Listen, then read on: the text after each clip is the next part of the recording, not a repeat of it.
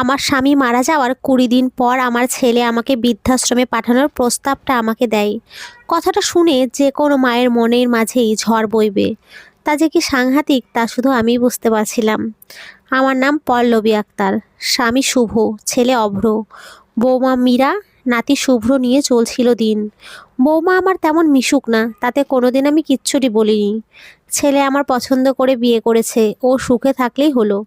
ছেলেটাও যেন কেমন একটা হয়ে গেছে, ঠিকঠাক আমার বা ওর বাবার সাথেও কথা বলে না।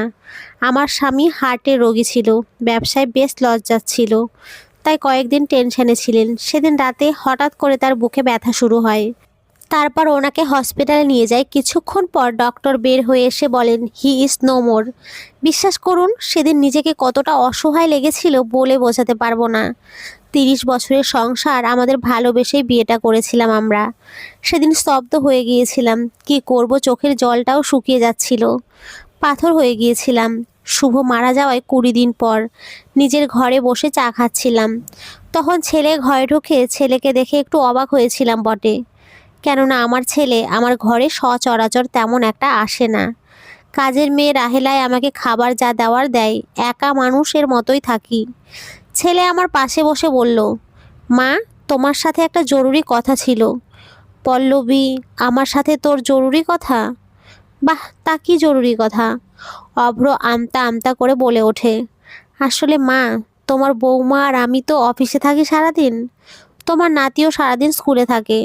তাই বলছিলাম মা, তোমাকে যদি বৃদ্ধাশ্রমে পাঠিয়ে দেই, তাহলে সেখানে তুমি অনেক কথা বলার সঙ্গী পাবে। আমার মনের মাঝে অনেক বড় ঝড় বইলেও কোনো রকমে মুখে হাসি টেনে জানালার পাশে দাঁড়িয়ে বললাম, তুমি যা ভালো বোঝো করো, আমার কোনো আপত্তি নেই। অভ্র নিজের মায়ের কথায় খানিকটা অবাক হলো, কেননা সে ভাবেনি এত তাড়াতাড়ি সে রাজি হবে। থাক, এতে তো তারই সুবিধা হলো। অভ্র, ঠিক আছে মা, তাহলে তুমি গুছিয়ে নাও, আমি আজ আসি। কি অবাক হলেন আমি কেন এত তাড়াতাড়ি রাজি হলাম? কালকে হঠাৎ রাতে পানি পান করার জন্য নিচে গিয়েছিলাম, তখনই দেখি বৌমা আর ছেলের মাঝে কথা কাটাকাটি হচ্ছে। অভ্র, মীরা, এসব কি বলছো? আমি আমার মাকে বৃদ্ধাশ্রমে পাঠাতে পারবো না মীরা। কেন পারবে না? তোমার বাবা এতদিন বেঁচে ছিলেন, তাই সে তার স্ত্রীর ভরণ পোষণ দিতেন, কিন্তু এখন তিনি নেই, তাই আমরা কেন তার ভরণ পোষণের দায়িত্ব নিব অভ্র? উনি তো আমার নিজের মা, আমার মা কতটুকুই বা খায়, এমন করছো কেন?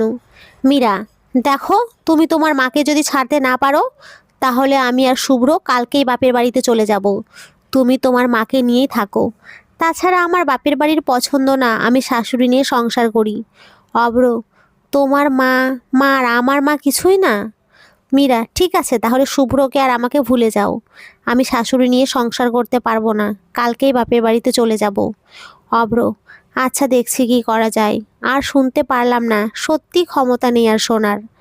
বাইরে গাড়ি অপেক্ষা করছে। ব্যাগটা নিয়ে বাড়ির চৌকাঠ পেরিয়ে নেওয়ার আগেই ভালো করে বাড়িটা দেখে নিলাম। এই বাড়িতে শুভ্রর হাত ধরে এসেছিলাম, এখানে অভ্র আস্তে আস্তে বড় হয়ে এসেছে। ভেবেছিলাম এই বাড়ি থেকে একেবারে আমার লাশ বের হবে, কিন্তু ভাগ্যের কি পরিহাস, আর হয়তো দেখা হবে না বাড়িটা। নাতিটা আমার জন্য কান্নাকাটি করছিল, আমাকে অনেক ভালোবাসে। বৌমা ওকে ধমক দিয়ে ঘরে নিয়ে যায়। অভ্র আমাকে নিয়ে আসে বৃদ্ধাশ্রমে। দেখলাম আমার মতো অনেক অভাগী মা আছে। হায়রে নিয়তি, আমাকে একটি ছোট্ট কামরার ঘর দেওয়া হলো। ফ্যান কোনো রকমে ঘুরছে, লাইটটাও নষ্ট, জানালাও খোলা না। অভ্র সেইটা দেখেও না দেখার ভান করলো। যাওয়ার আগে আমাকে কথা দিয়ে গেল, সপ্তাহে একবার করে এসে আমার সাথে দেখা করবে। সে তার কথা রেখেছে, সপ্তাহে একবার এসে দেখা করে যায়। সপ্তাহ যায়, মাস যায়, ছেলে এখনও মাসে একবার আসে না। বউ সন্তান নিয়ে তার ভরা সংসার। বৃদ্ধা মায়ের কথা তার কি আর মনে থাকে? আজকাল শরীরটাও খারাপ যাচ্ছে।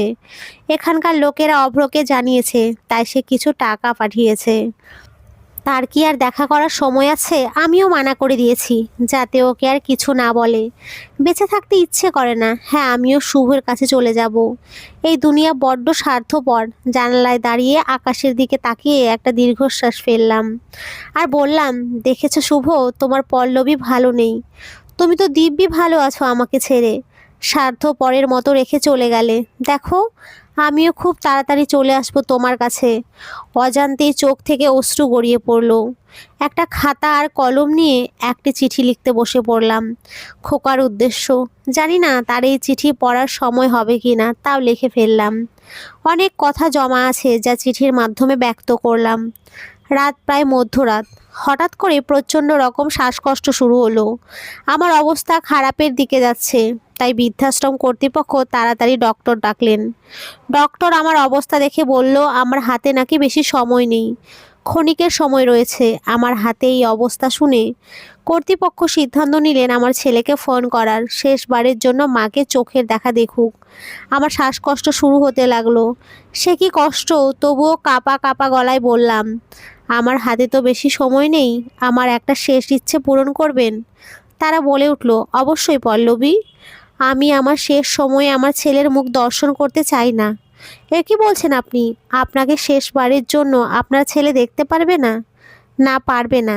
যে অকৃতজ্ঞ ছেলে নিজের মাকে বৃদ্ধাশ্রমে রেখে আসতে পারে, সেই ছেলে নিজের মাকে কখনোই ভালোবাসেনি। তাই স্বার্থপর কাপুরুষ ছেলের মুখ দেখে আমি শান্তিতে মরতে পারবো না। যেদিন ও নিজে ইচ্ছায় এখানে আসবে, সেদিনই ও আমার মৃত্যুর খবর পাবে। মা তো ছেলেকে অভিশাপ দিতে পারি না, কিন্তু ওই যে এক আল্লাহ আছেন ওপরে, ওনার উপরে সব কিছু ছেড়ে দিলাম। আর এই যে ওনাদের হাতে একটা খাম ধরিয়ে দিলাম। এটা কি ম্যাডাম? এইটা একটা চিঠি। কোনোদিন যদি এই অকৃতজ্ঞ এখানে আসে, ওকে দিয়ে দেবেন। বলেই কালেমা পড়া শুরু করলাম। হ্যাঁ, আমি ভাগ্যবান, মৃত্যুর আগে কালেমা নসিব হয়েছে। এর চেয়ে সৌভাগ্য আর কি হতে পারে? আস্তে আস্তে চোখ বুজে উঠল চোখের সামনে। শুভ্রর হাসি মুখ চেহারা ভেসে উঠল। শুভ্র হাসি মুখে আমার দিকে হাত বাড়িয়ে বলে উঠল, চলো পল্লবী, এই স্বার্থপর দুনিয়ার থেকে আমরা অনেক দূরে চলে যাব, যেখানে শুধু তুমি আর আমি। আমিও হাসি মুখে নিজের হাত শুভর হাতে রাখলাম। এখন যে শুধুই সুখের সময়। পল্লবী মারা গেল। এদিকে অভ্রর খুব অস্থির লাগতে শুরু করলো। মনে হলো নিজের খুব কাছের একটা জিনিস সে হারিয়ে ফেলেছে। মায়ের জন্য তার মনটা আজ বেশ ছটফট করছে। মাকে তার বড্ড দেখতে ইচ্ছে করছে। কাজে সে এতটাই ব্যস্ত ছিল যে মাকে দেখতেই যেতে পারে না। সে মীরাকে দেখলো শুভ্রের সাথে কীরকম দুষ্টুমি করছে, তাকে কত যত্ন করছে। আচ্ছা, তার মাও তো তাকে এইভাবেই ছোটবেলায় আদর করত। আর সেই মাকে সে আশ্রমে রেখে এসেছে। আর কিচ্ছু ভালো লাগছে না অভ্রর। সে গাড়ি নিয়ে বেরিয়ে পড়ল। আশ্রমে আসার সাথে সাথে সে খেয়াল করলো মহিলারা তার দিকে কেমন একটা ভাবে তাকাচ্ছে আর নিজেদের মধ্যে কানা ঘষা করছে। সেসব অভ্র পাত্তা না দিয়ে তার মায়ের ঘরের দিকে যাচ্ছে। অবাক, ঘরে তার মায়ের জায়গায় অন্য কেউ। তার মা কোথায়? সে আশ্রম কর্তৃপক্ষের কাছে যায়, কিন্তু যা শুনে তাতে তার পায়ের নিচের মাটি সরে যায়। তার মা বেঁচে নেই, আর কেউ তাকে খোকা বলবে না। সে লোকটার কলার টেনে ধরে বলে, আমার মার এই অবস্থা আমাকে জানাননি কেন? লোকটা অভ্রর থেকে নিজেকে ছাড়িয়ে বলল, এই যে আমাকে এসে কথা শোনাতে? আরে আপনার মা তো মরে যাওয়ার আগেও কি আফসোস নাই করেছে, কাপুরুষ জন্ম দিয়েছে। তাই আপনার ওই চেহারা সে দেখতে চায়নি, তাই আপনাকে জানাতে পারিনি। অভ্র ধপ করে বসে পড়ল। বলেই মা বলে চিৎকার করে ওঠে। তখনই একজন মহিলা একটা খাম অভ্রর হাতে ধরিয়ে দিয়ে বলে, এইটা আপনাকে আপনার মা দিতে বলেছেন। অভ্র কাপা কাপা হাতে চিঠিটা খুলে। অভ্র, প্রিয় আর অপ্রিয়র মাঝে কোনো শব্দটা ব্যবহার করতে হয় জানা নেই আমার, তাই তোমাকে অভ্র দিয়ে সম্বোধন করলাম। জানি না তুমি আদৌ আসবে কি না, বা চিঠিটা পড়ার তোমার কোনো সময় হবে কি না, তাও লিখে ফেললাম। জানো, আমার লজ্জা লাগে। তোমার মতো একজন কাপুরুষের জননী হয়েছি আমি। শুধু তুমিই না, তোমার মতো হাজারো কাপুরুষ ছেলে পৃথিবীতে জন্ম নিচ্ছে। আল্লাহর কাছে এইটাই দোয়া করব, কোনো মার যেন আর এইরকম কাপুরুষ সন্তান জন্ম না নেয়। না হলে জীবনের শেষ পাতায় এই দুর্দশা হবে। সব মায়ের তোমার মতো ছেলে হলে এর থেকে নিঃসন্তান বেশ ভালো। জানো তো, এই স্বার্থপর দুনিয়ায় মায়া ত্যাগ করার আগে তোমার ওই কাপুরুষ চেহারা আমি দেখতে চাইনি, তাই সবাইকে মানা করছি। তোমার ওই মুখ দেখলে আমি শান্তিতে মরতে পারতাম না। যতই হোক, তুমি তো আমার ছেলে, আমার সন্তান। তোমাকে আমি অভিশাপ দিতে পারি না, কিন্তু ওই যে আল্লাহ, একজন, ওনার কাছে সকল কিছুর হিসাব থাকে। আর নাই বললাম, ভালো থেকো। ইতি তোমার মতো কাপুরুষের মা। অভ্র এবার আরো জোরে কান্না করে দেয়। শেষের উক্তিগুলো তার বুকে কিরকম রক্তক্ষরণ করেছে সেটা শুধু সেই বুঝতে পারছে। অভ্র, মা, মা গো, আমাকে তুমি ক্ষমা করো। সময়ে বহমান সে কারো জন্য থেমে থাকে না। তাই তো অভ্র জীবনে 60 বছর পার হয়ে গেছে। হ্যাঁ, আজ সেও বৃদ্ধাশ্রমে তার মায়ের ঘরেই সে থাকে। ওই যে নিয়তি, যে যেমন করবে তার ফলও সে তেমনই ভোগ করে। অভ্র, ছেলে শুভ্র ও তার বাবা মাকে বৃদ্ধাশ্রমে রেখে গিয়েছে। মীরার ব্লাড ক্যান্সার, সে আর কয়েকদিনের অতিথি। ওই যে পাপ বাপকে ছাড়ে না। আজ তাদের ছেলে তাদের দেখছে না। অভ্র তার মায়ের কবরে সে প্রতিদিন কান্না করে আর ক্ষমা চায়। অভ্ররও জীবনের শেষ পাতায় বৃদ্ধাশ্রম জুটল। মনে রাখবেন, আল্লাহ ছাড় দেয় না।